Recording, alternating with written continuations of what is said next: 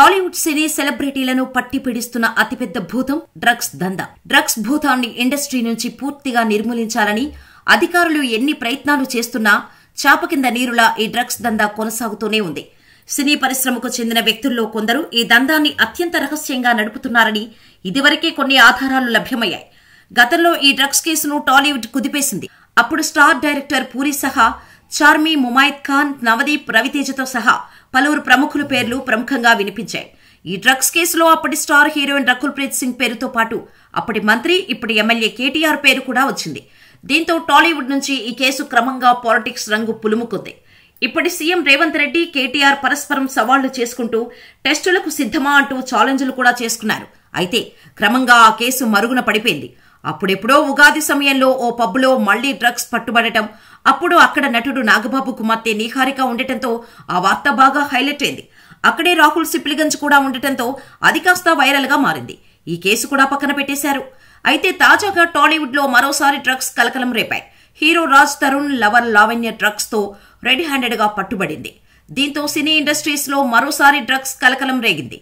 Telangana special task force పోలీసులు నిందితురాలి నుంచి 4 గ్రాముల MDMA డ్రగ్ ను స్వాధీనం చేసుకున్నారు. లావణ్య MDMA డ్రగ్స్ ను గోవా నుంచి హైదరాబాద్ తీసుకువచ్చినట్టు వార్తలు వస్తున్నాయి. సోమవారం మధ్యాహ్నం నార్సింగ్ పోలీస్ స్టేషన్ పరిధిలో పోలీసులు సోదాలు చేశారు.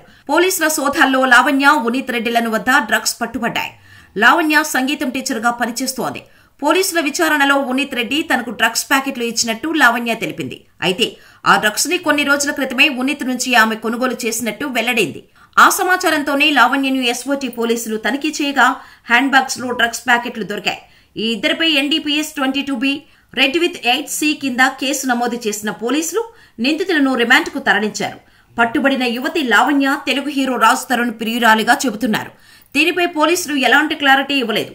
అయితే లావణ్య డ్రగ్స్ ఎవరి కోసం తెచ్చింది, ఎందుకు తెచ్చింది, తను వాడుకోవటానికే తెచ్చిందా అనే కోణంలో పోలీసులు విచారిస్తున్నారు. గతంలో కూడా టాలీవుడ్ డ్రగ్స్ కేసులు నమోదయ్యాయి. అయితే డ్రగ్స్ వాడుతున్న వారిలో ఎక్కువగా ఉన్నత కుటుంబాలకు చెందినవారుగా ఉంటున్నారు. లావణ్య ఎవరి లవర్, నిజంగానే రాజ్ తరుణ్ లవరా అనే విషయాలు తెలియాల్సి ఉంది. అయితే రేవంత్ సీఎంగా బాధ్యతలు చేపట్టినప్పటి నుంచి డ్రగ్స్ పై స్పెషల్ ఫోకస్ పెట్టి డ్రగ్స్ ఫ్రీ తెలంగాణగా చేయాలని చెబుతున్నారు. ఈ క్రమంలోనే సన్బర్న్ వంటి కార్యక్రమాలకు పర్మిషన్ కూడా ఇవ్వలేదు. క్రమంలోనే ఎక్కడికక్కడ విస్తృతంగా తనిఖీలు చేస్తున్నారు. డ్రగ్స్ విక్రయిస్తూ ఎవరైనా పట్టుబడితే కఠిన చర్యలు తీసుకుంటామని ఇప్పటికే రేవంత్ రెడ్డి స్ట్రాంగ్ వార్నింగ్ ఇచ్చారు. ఈ కేసులో ఎవరెవరి హస్తం ఉందో విచారణలో ఏం తేలుస్తారో అన్నది ఆసక్తిగా మారింది. తెలుగు పరిశ్రమలో డ్రగ్స్ మాఫియా కొత్త కాదు. 2017లో టాలీవుడ్ లో డ్రగ్స్ కేసు భారీగా ప్రకంపనలు రేపింది. గతంలో టాలీవుడ్ ను డ్రగ్స్ తో షేక్ చేసిన అలెక్స్ ను పోలీసులు పట్టుకోవడంతో సినీ తారల పేర్లు ఒక్కొక్కటిగా బయటకొచ్చాయి. ఈ కేసుపై ఎక్సైజ్ శాఖ ఆధ్వర్యంలో సిట్టు నియమించి విచారణ చేపట్టారు. సినీ పరిశ్రమకు చెందిన హీరో రవితేజ, చార్మి, రకుల్ ప్రీత్ సింగ్, రానా, పూరి జగన్నాథ్, నవదీప్, తరుణ్, తనీష్, సుబ్బరాజు, ముమైత్ ఖాన్ వంటి వారిలో 12 మందిని విచారించారు. వారందరి బ్యాంకు లావాదేవీలు పరిశీలించారు. అలా ఈడీ విచారణ కూడా సుమారు 2 నెలలు కొనసాగింది. అన్ని కోణాల్లో దర్యాప్తు జరిపినా కేసుకు సంబంధించి ఎలాంటి ఆధారాలు లభించలేదని ఈడీ తేల్చేసింది. వారిలో ఎవరూ కూడా డ్రగ్స్ వాడినట్టుగా ఆధారాలు లభ్యం కాలేదని ఫోరెన్సిక్ ల్యాబ్ తేల్చేసింది. ఈ నేపథ్యంలో డ్రగ్స్ కేసును మూసివేసినట్టు అయింది. ఈ కేసు అప్పటి excise enforcement director Akun Sabharwal ఆధ్వర్యంలో విచారణ చేశారు. అయితే ఈ కేసులో సడన్ గా ఈడీ రంగంలోకి దిగటం అబ్కారీ శాఖకు సంకటంగా మారింది. ఈ సమయంలో అకున్ సబర్వాల్ ఆకస్మికంగా బదిలీ కావటం కూడా సంచలనం కలిగించింది. తర్వాత ఆ సీటుకు వేరే అధికారుల నేతృత్వంతో కేసు నీరుగారిపోయిందని, సిట్టు తీరు కొండను తవ్వి ఎలుకను పట్టినట్టుగా ఉందని ఆ సమయంలో పలు విమర్శలు వచ్చాయి. గతంలో ప్రతిపక్షంలో ఉన్న రేవంత్ రెడ్డి డ్రగ్స్ పై తీవ్ర స్థాయిలో మండిపడేవారు. రాష్ట్రంలో ఎక్కడా డ్రగ్స్ కేసు బయటకు వచ్చినా తనదైన స్టైల్లో ప్రభుత్వంపై విమర్శలు గుప్పించేవారు. మరి ఇప్పుడు ఆయనే సీఎంగా ఉన్నారు. మరి ఇప్పుడు ఈ ఘటనపై ఏ విధంగా స్పందించారు? పైగా ఈ కేసు కూడా టాలీవుడ్ కు లింక్ ఉన్నట్టు కనిపిస్తుండటంతో ఆయన రియాక్షన్ ఎలా ఉంటుందో చూడాలి. అధికారులు ఎన్ని ప్రయత్నాలు చేస్తున్నా చాప కింద నీరులా ఈ డ్రగ్స్ దందా కొనసాగుతూనే ఉంది. సినీ పరిశ్రమకు చెందిన వ్యక్తుల్లో కొందరు ఈ దందాన్ని అత్యంత రహస్యంగా నడుపుతున్నారని ఇదివరకే కొన్ని ఆధారాలు లభ్యమయ్యాయి. గతంలో ఈ డ్రగ్స్ కేసును టాలీవుడ్ కుదిపేసింది.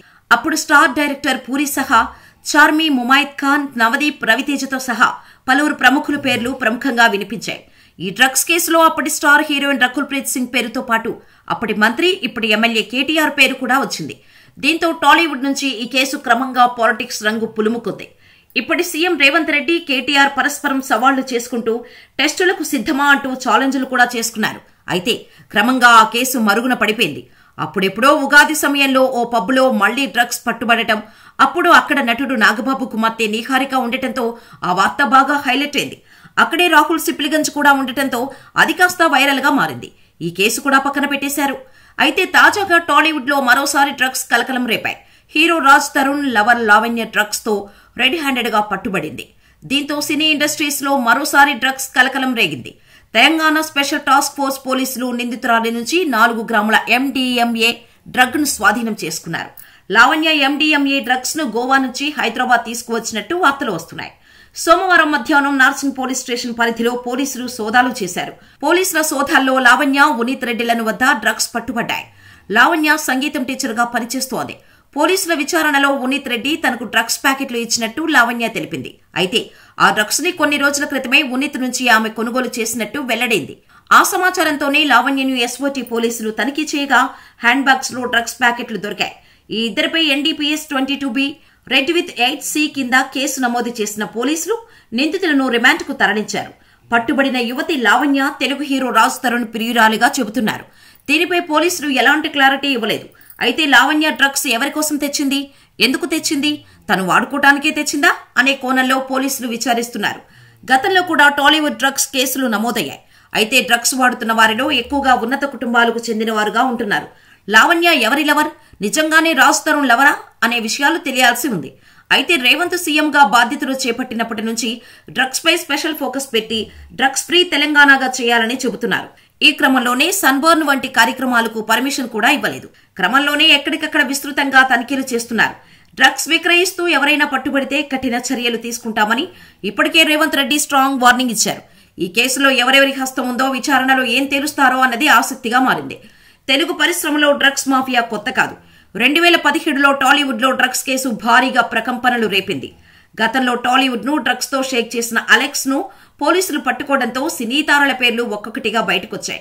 ఈ కేసుపై ఎక్సైజ్ శాఖ ఆధ్వర్యంలో సిట్టు నియమించి విచారణ చేపట్టారు. సినీ పరిశ్రమకు చెందిన హీరో రవితేజ, చార్మి, రకుల్ ప్రీత్ సింగ్, రానా, పూరి జగన్నాథ్, నవదీప్, తరుణ్, తనీష్, సుబ్బరాజు, ముమాయిద్ ఖాన్ వంటి వారిలో 12 మందిని విచారించారు. వారందరి బ్యాంకు లావాదేవీలు పరిశీలించారు. అలా ఈడీ విచారణ కూడా సుమారు 2 నెలలు కొనసాగింది. అన్ని కోణాల్లో దర్యాప్తు జరిపినా కేసుకు సంబంధించి ఎలాంటి ఆధారాలు లభించలేదని ఈడీ తేల్చేసింది. వారిలో ఎవరూ కూడా డ్రగ్స్ వాడినట్టుగా ఆధారాలు లభ్యం కాలేదని ఫోరెన్సిక్ ల్యాబ్ తేల్చేసింది. ఈ నేపథ్యంలో డ్రగ్స్ కేసును మూసివేసినట్టు అయింది. ఈ కేసు అప్పటి excise enforcement director Akun Sabharwal ఆధ్వర్యంలో విచారణ చేశారు. అయితే ఈ కేసులో సడన్ గా ఈడీ రంగంలోకి దిగటం అబ్కారీ శాఖకు సంకటంగా మారింది. ఈ సమయంలో అకున్ సబర్వాల్ ఆకస్మికంగా బదిలీ కావడం కూడా సంచలనం కలిగించింది.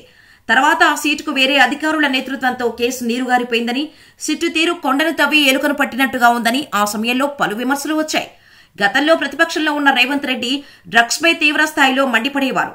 రాష్ట్రంలో ఎక్కడా డ్రగ్స్ కేసు బయటకు వచ్చినా తనదైన స్టైల్లో ప్రభుత్వంపై విమర్శలు గుప్పించేవారు. మరి ఇప్పుడు ఆయనే సీఎంగా ఉన్నారు. మరి ఇప్పుడు ఈ ఘటనపై ఏ విధంగా స్పందించారు? పైగా ఈ కేసు కూడా టాలీవుడ్ కు లింక్ ఉన్నట్టు కనిపిస్తుండటంతో ఆయన రియాక్షన్ ఎలా ఉంటుందో చూడాలి.